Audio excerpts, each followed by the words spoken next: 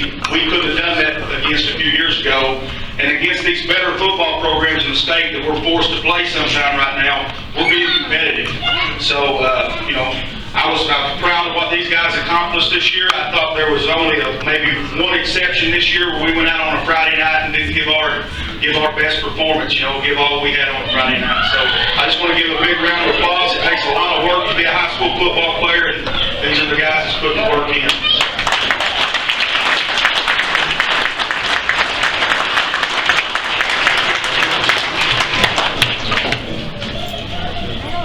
Next thing I want to do before I get into the award part is I want to thank our coaching staff. And I want to thank them at 12 o'clock all through the summer, every single night. And then when they come home, they're laying up watching movies or game film and not paying no attention to you. So it takes if you're going to be successful in high school football and be able to get to where we want to be, it takes 5 or 6 guys on the coaching staff working about 60, 70 hours a week. And that's a lot of dedication, and it affects a lot of different people in our families. So I'd like to thank the coaches' wives, and I'd like to thank the assistant coaches.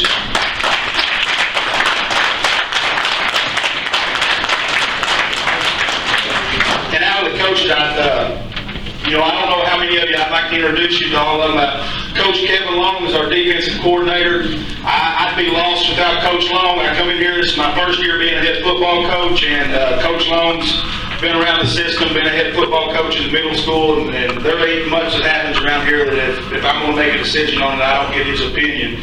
From day one, they hired me. He's been here to help me do everything, put in more time, hours. Nobody works harder than Coach Kevin Long, so I really appreciate it.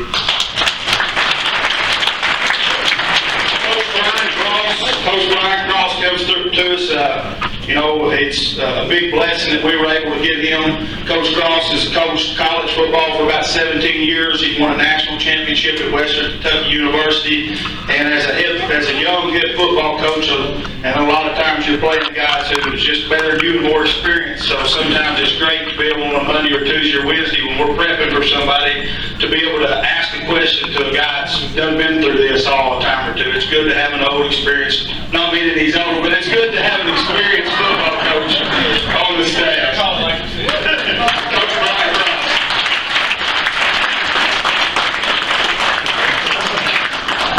The next guy's a little different story. I got this job and they told me and I thought everything was going, I tell this story, and I thought everything was going so great. I thought, man, I'm going to get to come back home and be a football coach. I always wanted to. People really like me there. That's great. And the first thing I find out they've done, they hired me a coach from Russell County. So I thought maybe they're just trying to stick it to me. But no, Coach Hammonds, we got lucky enough, just another blessing. Coach Hammonds coached football for a long time. And like I said, it makes a big difference to have guys on your coaching staff that's able to do things. And Coach Hammonds, he run our JV and our freshman team this year. Anything that you need done, he's just somebody you can say this needs to be done, and Coach Hammonds goes gets it done to the best of his ability. And there's not a lot of those kind of people around, and we appreciate him.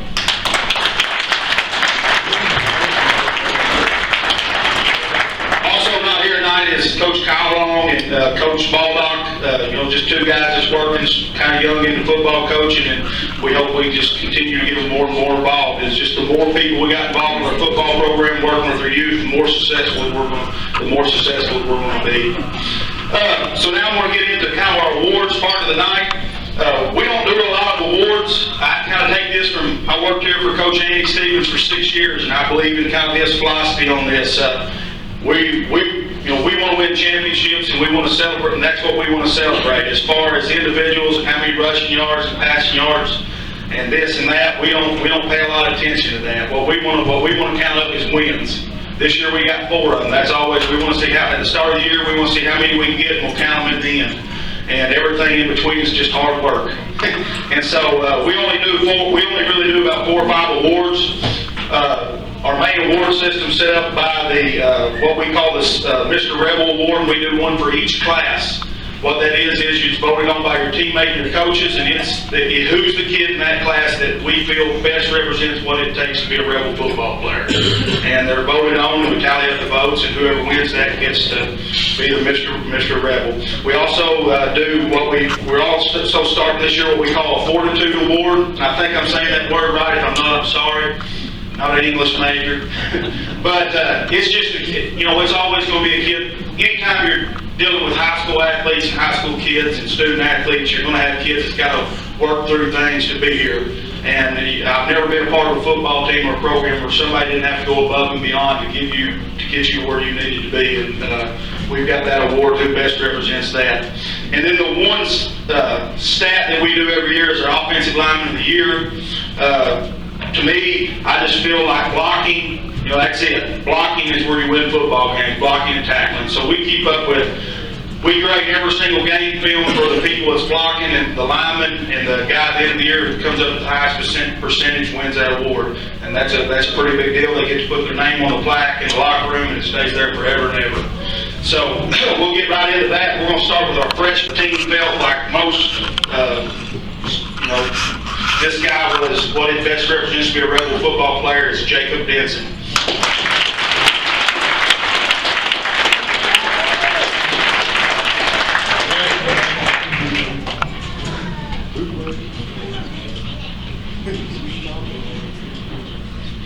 Jacob's a young man who you go on and sit down, Jacob. I'm just going to brag on you for a second. Don't let it go to your head.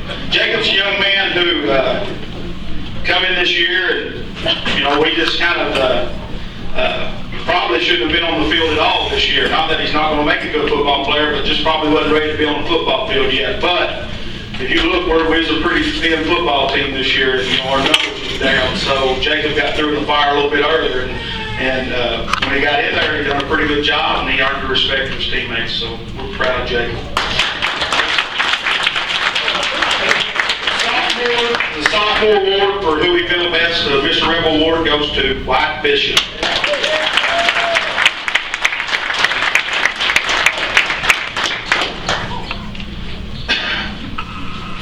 I've already had to tell this 3 or 4 times at the start of this year.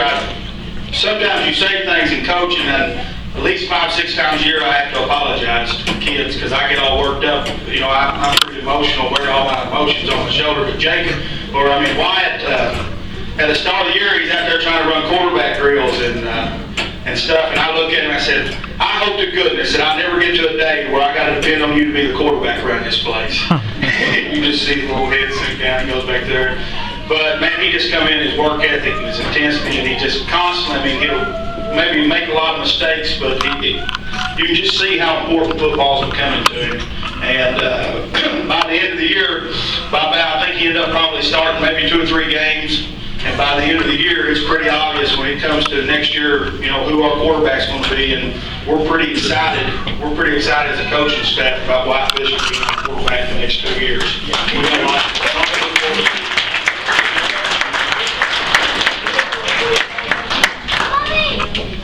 Junior, who we felt best represents being a Casey County football player. I feel like there's 2 or 3 young men. There's 3 young men in this class that you can give this to. I don't know how many exactly juniors we got. It ain't many more than that, but every one of those guys in that group could get this thing. There's 3 or 4 of them that may be just the most hard-working, disciplined 3 or 4 kids that we've got. Junior goes to is Alex Bowden.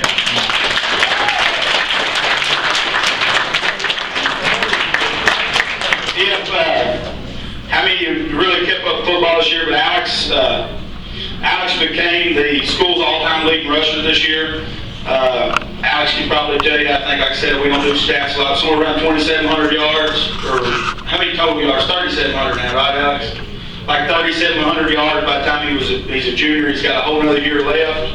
And when they wrote it up and down with paper, I just put. What was really good about Alex is he's just one of those kids that's really, really humble, really, really hard-working, really, really soft-spoken, and you can give him the football and he's a threat to score every time he touches it. So we're really proud of him.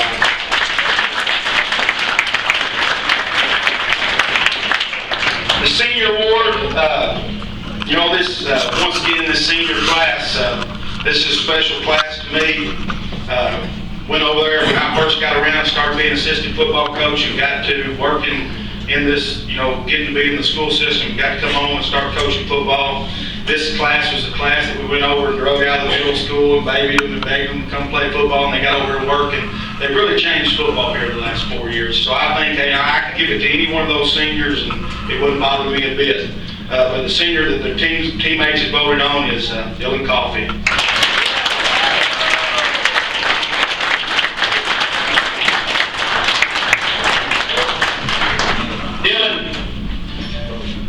Dylan's just one of those kids, you come in as a freshman, now that class of kids, he probably wasn't the kid you looked at point at. We knew that was a good class of football players, but you looked at Dylan, you didn't think he was going to be one of the stars out of that group, and he's got worked hard. And I mean, everything he ever done, he just earned. And by the time we got to about week 6 of this year, Dylan had like 60 tackles. And then he ends up hurting his back. I mean, he's like second team in tackles, averaging like 9-10 tackles a game. And when he gets hurt right there towards the end of the year, that really kills us because he took out about 10 tackles a game in the middle of the field. And so we really missed him. Once he started getting hurt towards the end of the year, his back was out. We missed him on the football field, and it's going to be like that next year. We're going to continue to miss him.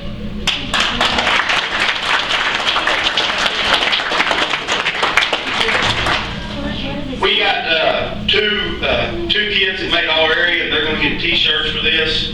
All area teams voted on by all the football coaches around the area, and we had 2 guys on our football team that represented us, and that was Tyler Stevens.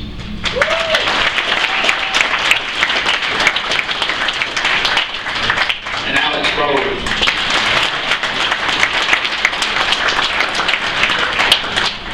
And they're supposed to be getting a T-shirt in the mail, but we done our banquet a little bit earlier than everybody else. So, I already talked about Alex, but talk about Tyler Stevens a little bit. Tyler Stevens, that's back-to-back years. He's been an all-area football player. He's anchored our offensive line here for 4 years now, pretty much, at least 3.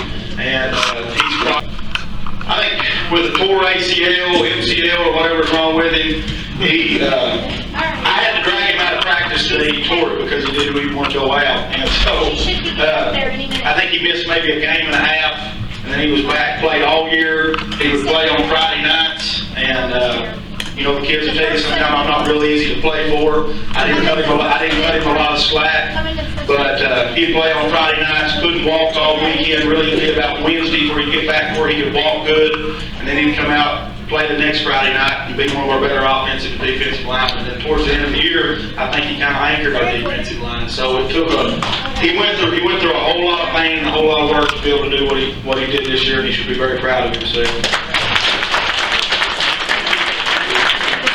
Player, 2008 Kyle Fuller, 2009 Kyle Fuller, and 2010 Tyler Stevens won it. Every single name on that plaque. I always say if we're going to be successful and win championships here, win football games, we got to live, breathe, and eat and sleep Casey County football. And every one of those kids that's on that plaque, that's the way they were. They live, breathe, eat, and sleep Casey County football. This year it ended up being a tie between 2 kids, and so I didn't have no problem with both their name on the plaque.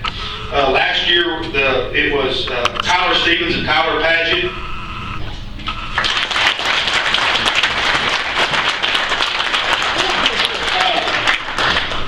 Last year, Tyler Stevens graded out at 85%. This year, his average is down. I think we graded out at 79%, both of them. One of them's like 79.6, one of them's like 79.7. And, you can see where Tyler Stevens is probably, if he would have come in this year and just played on the offensive line and passed it also, then we would probably be looking at a blocking grade of around 89%. But the problem is, due to just lack of depth and lack of kids we had playing football this year, these 2 kids never came off the football field. And you look at them, they're 2 big old burly boys, and these are the size of kids you need. We need more kids that look like this. The problem is when you have kids that look like this and they don't ever get to step off the field, and then half the time you've got them on special teams running downfield too, it's hard to play at the absolute top of your ability no matter how good a shape you're in. So they ended up tying at 79%, and they both got something they can be proud of and put their name on the plaque, and they'll hang in the locker room here forever.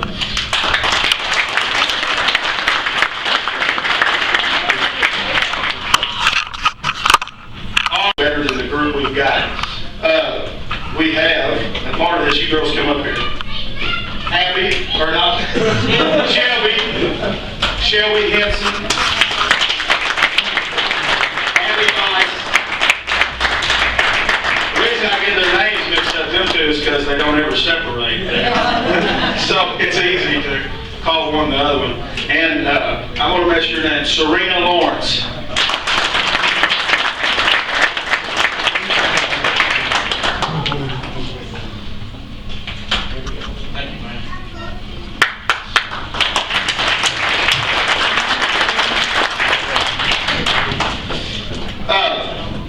That's actually it for our awards. Every one of our seniors this year just got to know we're going to pass these out on the way out.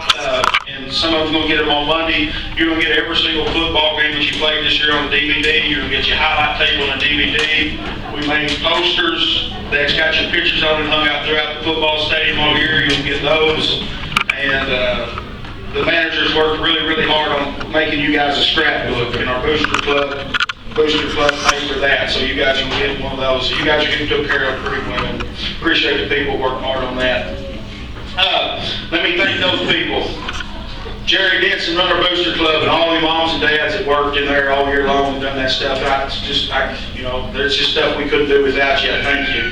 There's 3 or 4 or 5 people in the room who worked hard to give me a shot to get to do what I want to do and be a head football coach here at Casey County, and I thank you for that. And I thank you guys for your work in the youth league, the middle school, the high school.